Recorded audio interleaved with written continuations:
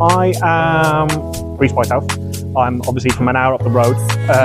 I'm the current Pro Barber World Series British Barber of the Year 2022, Wahl British Barber of the Year 2021, part of the Wahl artistic team, Mataki mentor, and style book ambassador. So I've not cut Jake's hair in a hot minute. So we're talking about 4, maybe 5 months we've been talking about this backstage. So what I've done is I've prepped it backstage.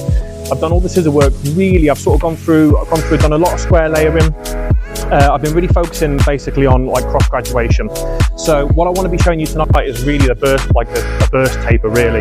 You can see I've already done his beard. I've already sort of blow dried everything back. I really wanted to emphasize the curls. Now he's got some old bleach that's sort of sitting in there still, which I wanted to sort of feather out, but I don't know whether you guys know, feathering bleach isn't always great.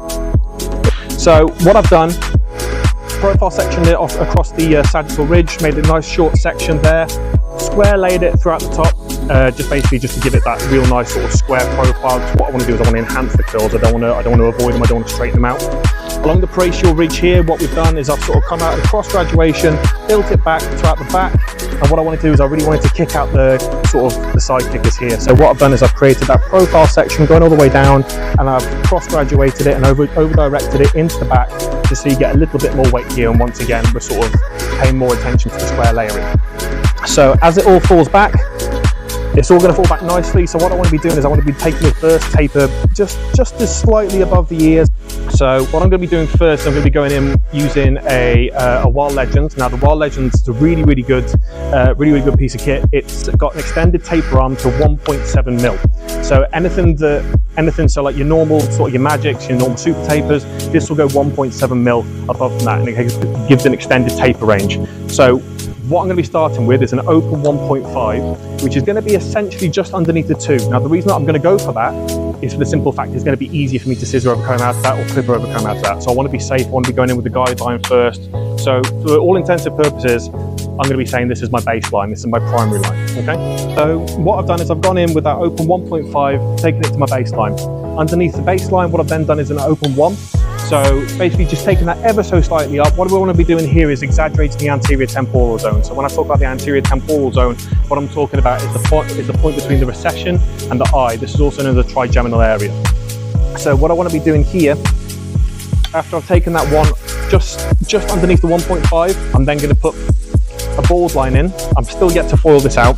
So I've gone in with my detailers and put a bald line in, and I've sort of taken it down with the open half, closed half, and then just use my clippers to flick that out. What I want to be doing here with this mass here, because you can see there's quite a heavy step, I want to be sort of going into that, and I'm a sucker for clipper overcomb. I love clipper overcomb. I just find there's a lot more control with it. So what I want to be doing as far as clipper overcomb goes is holding my comb through the hair, pulling out ever so slightly just to over direct it, keep my elbow tucked in for more control, and I want to be going with the hair. The problem is if my elbow's high and I'm doing this, what I've got is I've got a scoop there.